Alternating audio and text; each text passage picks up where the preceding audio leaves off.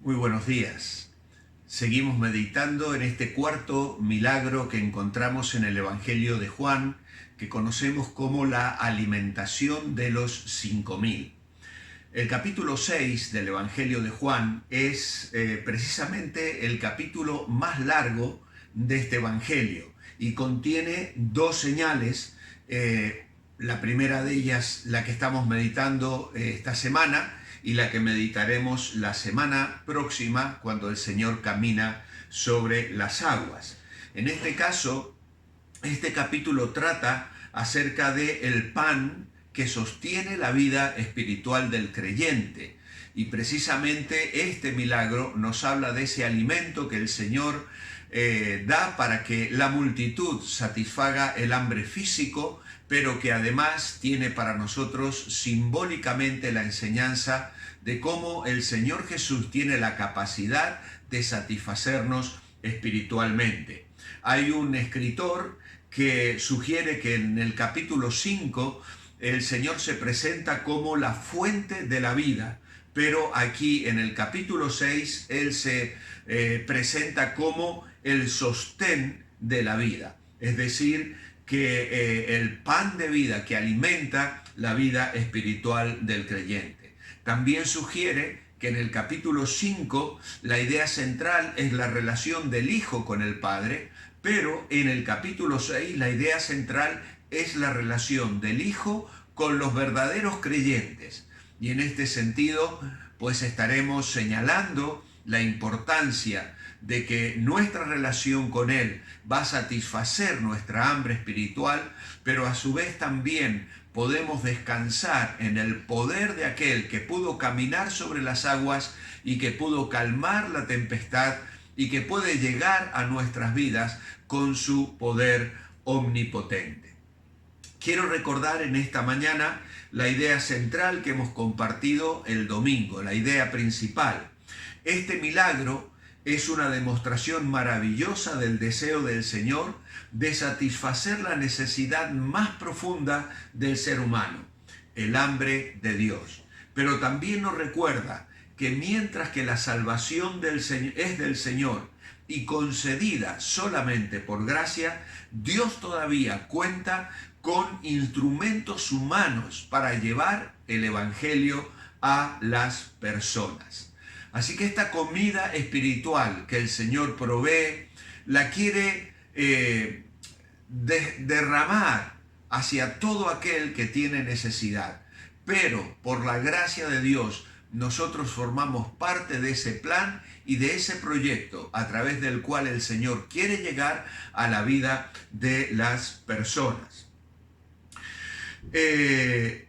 Uno de los puntos con los que el domingo compartíamos la meditación acerca de este milagro espiritual que titulamos Dale a Jesús todo lo que tengas, es que en medio de este milagro el Señor quiere que veamos la necesidad y sintamos la carga. Para nosotros es fácil leer la frase y sencillamente seguir con la lectura del pasaje, pero intentemos en esta mañana detenernos por un momento en esta escena y imaginarnos cómo se sintieron los discípulos. ¿Se habrá producido un silencio incómodo cuando el Señor les dijo, dadles vosotros de comer? Quizás se miraron entre ellos buscando la confirmación de lo que acababa Jesús de ordenar. ¿Tú escuchaste lo mismo que yo? ¿De veras nos pidió que nosotros le demos de comer? ¿Cómo iban ellos a darle de comer a tantas personas? La petición o la orden del Señor o la sugerencia del Señor parecía algo imposible de cumplir. ¿Por qué habrá ordenado esto Jesús si en realidad Él sabía que ellos carecían de los recursos para alimentar a tantas personas? ¿O es que sí los tenían? Ellos habían salido con el Señor para tomar un tiempo de descanso. Ninguno de ellos se había preocupado de llevar una merienda. Es que solamente la madre de ese muchacho pensó en la necesidad de darle algo para que luego él pudiese estar alimentado en aquel lugar. En el devocional de hoy se nos dice que generalmente el autor pensaba que esto acontecía al mediodía. Sin embargo, la escritura nos dice que ya la tarde estaba cayendo, se acercaba la noche. Por lo tanto, este acontecimiento, este milagro se produce al finalizar casi el día. Así que, ¿cómo podían ellos solucionar este problema? Pues muchas veces Dios nos pone delante de nosotros desafíos que a nosotros nos parecen humanamente imposibles. Los discípulos seguramente comenzaron a pensar: Señor, ¿quieres que vaya y compremos 200 denarios de pan y les demos de comer? Era la única alternativa que se les ocurría en aquel momento. Sin embargo, sabemos que en primer lugar el Señor quería corregir la tendencia que nosotros también tenemos de que otros se encarguen de resolver los problemas que nosotros hemos identificado. Piensa por un instante en lo que suele suceder en muchas de nuestras congregaciones. La luz del baño no funciona. ¿Qué hacen los hermanos? Pues acuden al pastor y le dicen: pastor, la luz del baño no funciona.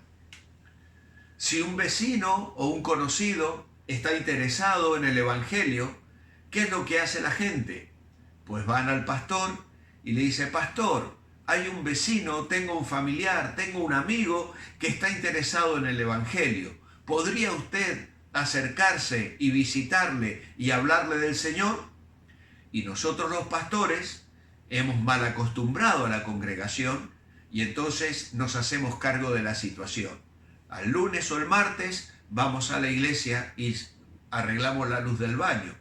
O buscamos la manera de visitar a esa persona para hablarle de Jesús. ¿Qué pasaría si nosotros comenzáramos a decirle a la gente: hermano, cambie usted la lámpara del baño? Comenzaríamos a ver congregaciones en las que los cristianos dejan de ser observadores para convertirse en protagonistas de lo que está sucediendo en el reino de Dios. Y la verdad es que es una maravillosa bendición cuando vemos a los hermanos usar sus dones espirituales, participar en aquellas cosas que tienen que ver con el avance del reino de Dios en general, sea en aquellas cosas secundarias como en aquellas que están en el frente de batalla. Que los hermanos aprendan a dar testimonio. Hace un tiempo atrás me contaban de un matrimonio de nuestra iglesia que decidió reunir a sus compañeros de trabajo, a sus empleados y a todos, a una serie de amistades. Y luego de tener una cena con ellos, les dijeron: os hemos reunido para deciros lo que creemos referente a Jesús. Y les compartieron el evangelio y la carga de sus corazones hacia todos ellos, en el sentido de que lo mejor que les podía pasar en la vida era compartir esa fe y encontrar en Cristo su Salvador. Esto es absolutamente maravilloso. Esto es algo que debiéramos promover en nuestras iglesias, que los hermanos asuman las responsabilidades, que ellos sientan que son parte del avance del reino de Dios. Jesús, en realidad, quería ver cómo aquellos discípulos iban a resolver la situación. Quizá a nuestros oídos suena ridículo pensar que una orden del Señor de esta naturaleza podía ser resuelta por estas personas. Pero en realidad el Señor muchas veces nos desafía a enfrentar situaciones que con nuestros meros recursos humanos están completamente fuera de nuestro alcance. El Señor quiere ver que usemos los recursos que poseemos, pero a su vez que avancemos en la fe, que demos pasos enfrentando estas tareas que parecen imposibles, porque ciertamente será muy bueno que nosotros nos presentemos delante del Señor y le digamos: Señor, sin tu intervención esto es imposible. Dependemos de ti. Señor, eres bienvenido a nuestra vida, a nuestra labor, a nuestro trabajo, que queremos enfrentarlo en tu nombre. Hay un versículo que se encuentra en Tito capítulo 2 y versículo 14. Dice que el Señor se dio a sí mismo por nosotros para redimirnos de toda iniquidad y purificar para sí un pueblo celoso de buenas obras. Celoso de buenas obras. Yo te invito a que en esta mañana te detengas por un momento y examines tu corazón y te preguntes: ¿hasta qué punto estoy siendo una persona que tiene un corazón ferviente por las buenas obras? ¿De qué manera estoy involucrado en servir a las personas, en hacer que el Evangelio avance, en suplir las necesidades de otros? ¿Estoy verdaderamente preocupado por buenas obras?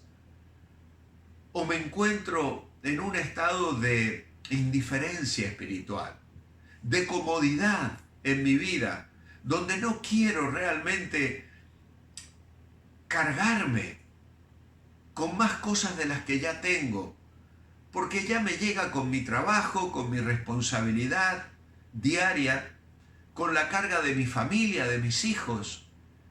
Pero servir al Señor, involucrarme en una tarea que vaya un poquito más allá, ¿estoy siendo celoso de buenas obras?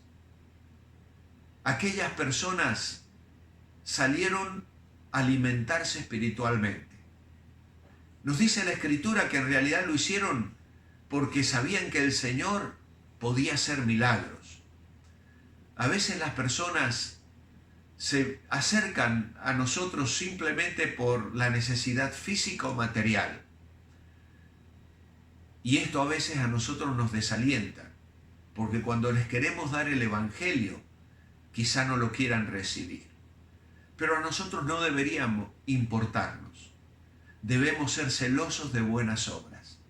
Darles lo material que está a nuestro alcance darles, pero nunca perder de vista el poder ayudarles con la parte espiritual y dejar eso en las manos del Señor, porque en realidad será el Señor el que se encargue de transformar sus corazones. Él sabe cómo suplir las necesidades de las personas. Él tiene compasión por la humanidad y quiere que nosotros también la tengamos en nuestra vida.